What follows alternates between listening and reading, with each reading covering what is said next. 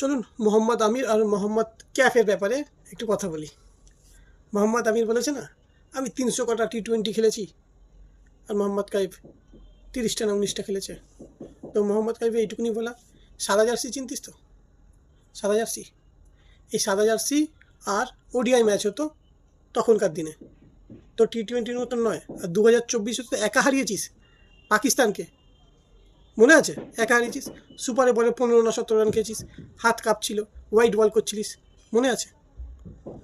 আরও কথা শোন, 2000 না প্রথমবার আন্ডার-19 ওয়ার্ল্ড কাপ জেতে মোহাম্মদ কাইফ, আর তুই 18 বছরে ফিক্সিং করেছিস, ফিক্সিং 250-300 টাকার জন্য ফিক্সিং করেছিস, আবার কথা বলিস।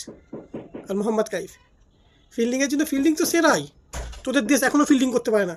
মোহাম্মদ কাইফ যদি কোচ হয় তোদের দেশের, পাকিস্তানের, ফিল্ডিং সবাইকে শেখাবে যে কী করে করতে হয়।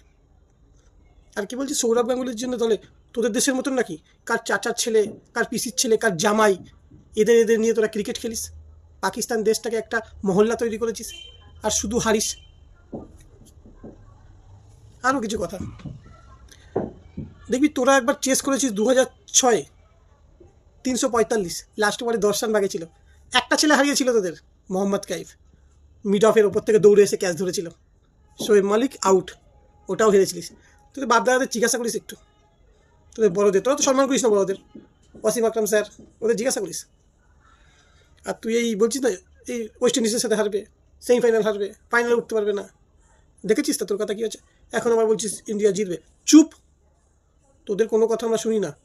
আর ইন্ডিয়াকে নিয়ে একটু কম বল, আমরা এমনিই চ্যাম্পিয়ন, অমনিই চ্যাম্পিয়ন, তোরা বললেও চ্যাম্পিয়ন, না বললেও চ্যাম্পিয়ন, একদম মুখ বন্ধ করে থাকবি। আর ওই তো তোর দাঁত, 250-300 টাকা নিয়ে তুই নো বল করেছিস, জেলে গেছিস, ফিক্সচার, আমরা সবাই জানি। তোদের দেশের ছেলেরা তোকে নিতে চাইতো না টিমে, এগুলো জানিস?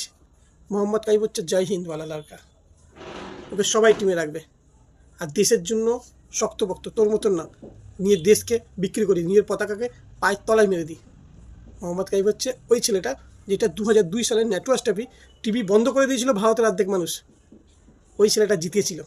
325 রান তখন চেস হতো না, তখন 270-80 মানে অনেক রান, 400 এখনকার দিনে, সেইটা চেস করেছিল। কার নামে কি বলিস? হ্যাঁ, 61খানা টোটাল ওয়ানডে খেলেছিস, কার নামে কি বলিস?